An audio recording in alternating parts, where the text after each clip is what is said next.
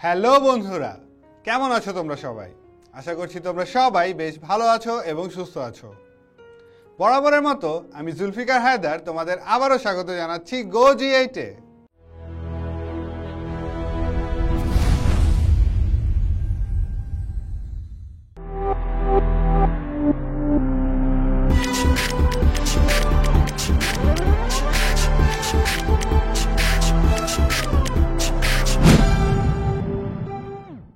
বন্ধুরা, আজকের এপিসোডে আমরা একাদশ ও দ্বাদশ শ্রেণীর উচ্চতর গণিত প্রথম পত্রের চতুর্থ অধ্যায় অর্থাৎ বৃত্ত থেকে কোনো একটি বৃত্তের উপর অঙ্কিত কোনো স্পর্শকের স্পর্শবিন্দু এবং একটি নির্দিষ্ট বিন্দু থেকে অঙ্কিত বৃত্তের উপর স্পর্শকের দৈর্ঘ্য নির্ণয় করার চেষ্টা করব। তাহলে চলো আর দেরি না করে আমাদের আজকের এপিসোডটি শুরু করা যাক। বন্ধুরা, প্রথমে আমরা চলো একটি বৃত্তের কোনো নির্দিষ্ট বিন্দু থেকে অঙ্কিত স্পর্শকের দৈর্ঘ্য নির্ণয় করার চেষ্টা করি। তোমরা এখানে একটি বৃত্ত দেখতে পাচ্ছ যার কেন্দ্র হচ্ছে সি এবং পি বিন্দু থেকে আমরা এখানে দুটি স্পর্শক অঙ্কন করছি, একটি হচ্ছে পি এ স্পর্শক আর একটি হচ্ছে পিবি স্পর্শক। এবার আমরা যদি এই স্পর্শ বিন্দুগুলোকে আমরা কেন্দ্রের সাথে যোগ করে দেই তাহলে এতটুকু অংশ অর্থাৎ এই কোণ সিবিপি এবং কোণ সিএপি উভয়ই আমার হচ্ছে গিয়ে 90 ডিগ্রি হবে এবং এতটুকু দৈর্ঘ্যকে আমি হচ্ছে গিয়ে বৃত্তের ব্যাসার্ধ হিসাবে কল্পনা করতে পারি। আমরা হিসেবের সুবিধার্থে আমরা এই বৃত্তের সমীকরণটিকে মূল বিন্দুতে কেন্দ্র বিশিষ্ট সমীকরণ হিসেবে চিন্তা করতে পারি, অর্থাৎ x square plus y square is equal to a square, এই আকৃতির একটি সমীকরণ হিসেবে চিন্তা করি। তাহলে আমরা যদি এই চিত্রে আসি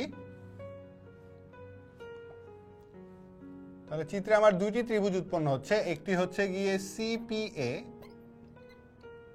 ও ত্রিভুজ আমাদের হচ্ছে সিপিবি।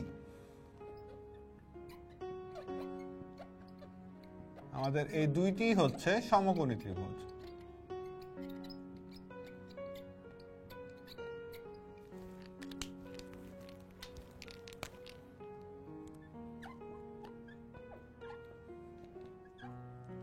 তাহলে সমকোণী ত্রিভুজ হওয়ায় আমরা এখান থেকে বলতে পারছি যে আমাদের অতিভুজের দৈর্ঘ্য অর্থাৎ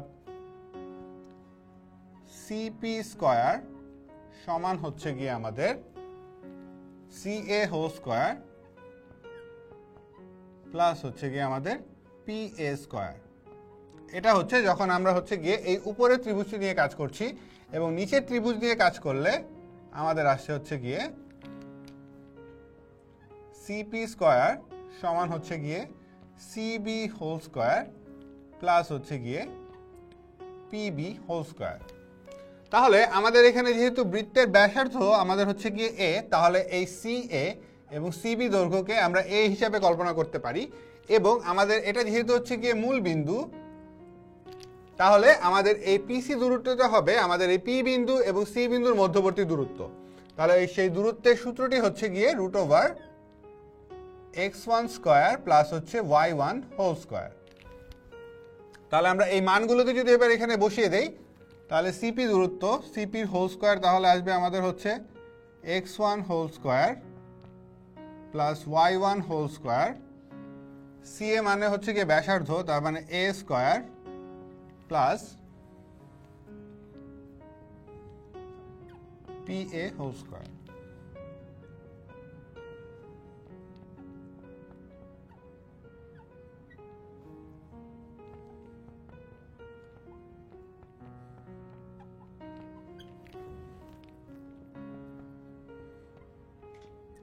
এখান থেকে সরাসরি আমরা পি এর সমান লিখে দিতে পারি x1 whole square plus y1 whole square minus A স্কয়ারের রুট, এবং এখান থেকে আমরা হচ্ছে গিয়ে পিবি এর মান বলতে পারি root over x1 whole square plus y1 whole square minus হচ্ছে এ স্কয়ার। তার মানে আমরা দেখতে পাচ্ছি যে আমাদের এই যে নির্দিষ্ট একটি বিন্দু ছিল এই পি থেকে আমরা যদি বৃত্তের উপর যে স্পর্শকগুলো অঙ্কন করতে পারতাম সেই স্পর্শকগুলোর দৈর্ঘ্যের মান হচ্ছে গিয়ে একই, অর্থাৎ সেটা হচ্ছে root over x1 whole square plus y1 whole square minus হচ্ছে এ স্কয়ার। একইভাবে আমরা যদি বৃত্তের সমীকরণটিকে এটি না ধরে অনুরূপে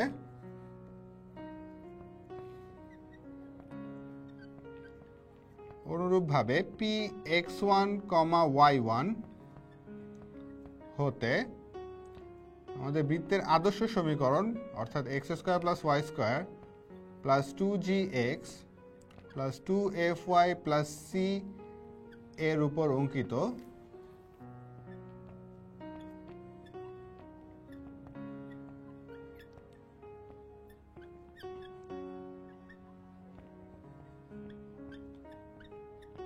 স্পর্শকের দৈর্ঘ্যের সূত্র হবে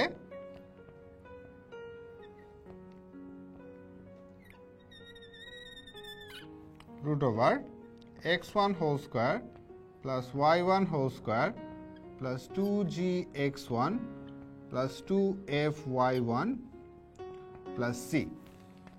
তাহলে এই সূত্রগুলো ব্যবহার করে আমরা একটি বৃত্তের উপর যে কোনো একটি বিন্দু থেকে অঙ্কিত স্পর্শকের দৈর্ঘ্য বের করতে পারি। এবার আমরা আসি যে আমাদের একটি বৃত্তে একটি স্পর্শক ছিল, একটি সরলরেখা আমাদের একটি বৃত্তের স্পর্শক।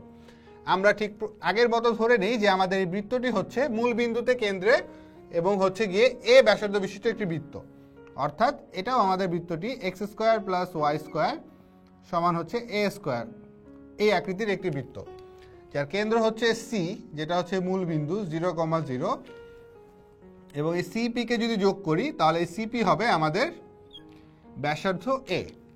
এবং আমরা মনে করি যে আমাদের এই যে সরলরেখাটি পিটি যেটি স্পর্শক সেটি হচ্ছে y = mx + c এই আকৃতির। তাহলে কিছু আমরা এর আগের এপিসোডগুলোতে দেখে নিয়ে এসেছিলাম যে আমাদের স্পর্শকের যে সমীকরণ,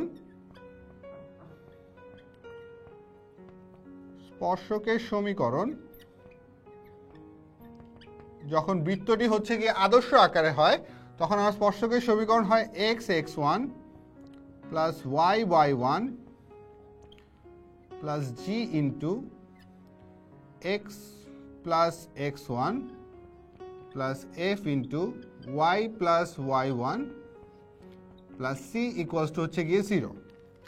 অর্থাৎ এটি হচ্ছে এমন একটি বৃত্ত ছিল যে বৃত্তের সমীকরণটির আকার ছিল অনেকটা এই আকৃতির।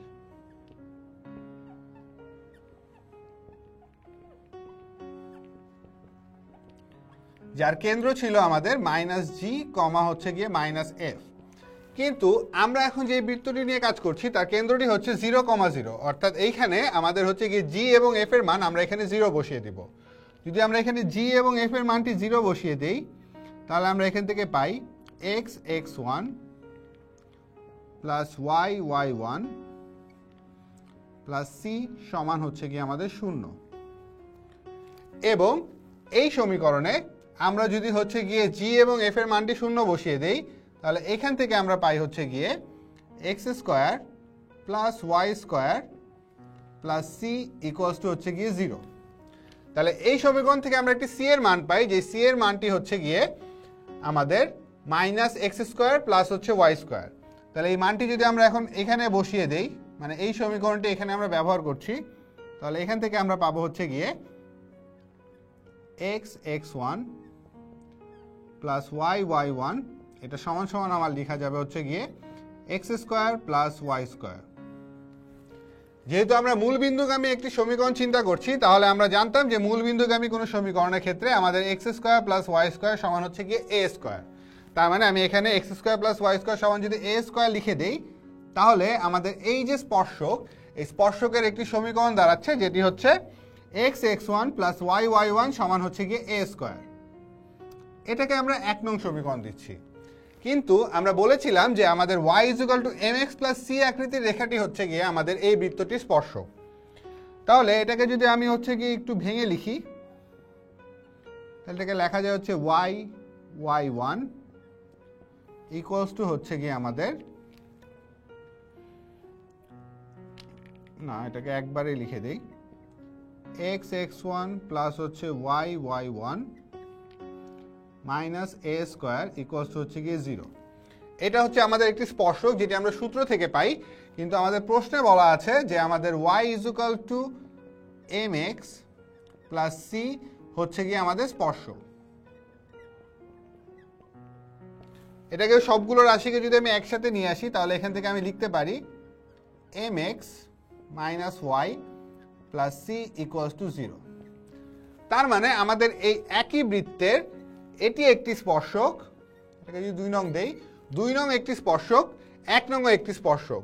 তাহলে আমরা যদি চিন্তা করি এবং দুটি স্পর্শকই আমার হচ্ছে গিয়ে একই বিন্দুতে, যদি এটাকে আমরা চিন্তা করতাম এই x1, y1 বিন্দুতে, তাহলে এটাকে আমরা চিন্তা করতাম যে y1 mx1 + c = 0, অর্থাৎ এটা সমান সমান হচ্ছে গিয়ে 0। তার মানে একই বিন্দুতে আমার দুটি স্পর্শকের দুটি সমীকরণ, তাহলে অবশ্যই আমাদের এই দুটি সমীকরণ সমান হতে হবে। এবং আমরা জানি যে দুটি সরলরেখার সমীকরণ সমান হওয়ার শর্ত হচ্ছে তার x এর যে হচ্ছে গিয়ে মানগুলো রয়েছে তার প্রত্যেকটি মানের অনুপাত আমার হচ্ছে গিয়ে সমান হবে। অর্থাৎ আমরা এখান থেকে বলতে পারি এটা y = mx + c, আমরা এখান থেকে বলতে পারি যে আমাদের x1 ডিভাইডেড বাই হচ্ছে গিয়ে আমাদের x এর সহগ হবে হচ্ছে গিয়ে m, কারণ আমাদের সমীকরণটি আমরা এইভাবে চিন্তা করছি যে mx - y + c = হচ্ছে গিয়ে 0। তাহলে x এর পরিবর্তে আমরা পাচ্ছি হচ্ছে m, x এর সহগ, y এর সহগ হচ্ছে এখানে -1 এবং এখানে হচ্ছে গিয়ে y1, তাহলে এখানে y1, ওখানে হচ্ছে গিয়ে -1, এবং আমাদের এখানে ধ্রুব পদের সহগ হচ্ছে গিয়ে -a² ডিভাইডেড বাই হচ্ছে গিয়ে c। এখন আমরা জেনেছিলাম যে একটি সরলরেখা যদি হচ্ছে গিয়ে কোনো একটি বৃত্তের সমীকরণের স্পর্শক হয় তাহলে আমাদের এই c এর মানটি হবে হচ্ছে গিয়ে ±a√1 + m²। তাহলে এই c এর মানটি যদি আমরা এখানে বসিয়ে দেই তাহলে এটাকে সমান সমান লেখা যায় হচ্ছে গিয়ে -a² আমার হচ্ছে গিয়ে a√1 + m²।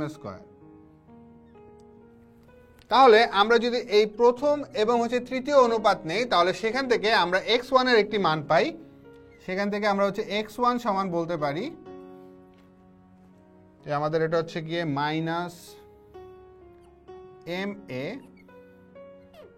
ডিভাইডেড বাই হচ্ছে গিয়ে √1 + m²। এটা যেহেতু মাইনাস, প্লাস মাইনাস গুণ হয়ে যাবে, এটা প্লাস মাইনাস থাকবে। এবং যদি দ্বিতীয় এবং তৃতীয় সমীকরণ নিয়ে কাজ করি তাহলে আমাদের এখান থেকে আমি y1 বা ভুজ কোটিটি পাই হচ্ছে গিয়ে আমরা, আমার মাইনাসে মাইনাসে প্লাস হয়ে যাবে, প্লাস মাইনাসই থাকবে, তাহলে plus minus a divided by √1 + m²। তার মানে আমাদের যে স্পর্শ বিন্দুটি ছিল অর্থাৎ এই px1, y1 তার ভুজ এবং কোটিটি আমরা নির্ণয় করতে পেরেছি। আশা করি বন্ধুরা কিভাবে আমরা এই স্পর্শকের দৈর্ঘ্য এবং স্পর্শবিন্দু স্থানাঙ্ক নির্ণয় করলাম সেই বিষয়টি তোমরা বুঝতে পেরেছো। বন্ধুরা, আমাদের আজকের এপিসোডটি তাহলে এ পর্যন্তই। দেখা হবে পরবর্তী এপিসোডে এই বৃত্ত অধ্যায়ের আরো নতুন কোনো মজার বিষয় নিয়ে। ততদিন পর্যন্ত তোমরা ভালো থেকো, সুস্থ থেকো এবং অবশ্যই গো জি8 এর সাথেই থেকো।